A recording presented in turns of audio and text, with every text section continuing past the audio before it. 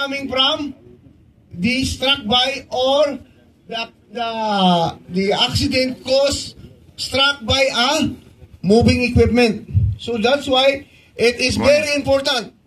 The safety team, the Aramco, will not be tired on telling you even every day regarding on reminding you on how it is very important that working here on a moving equipment has the potential risk for fatality based on the study.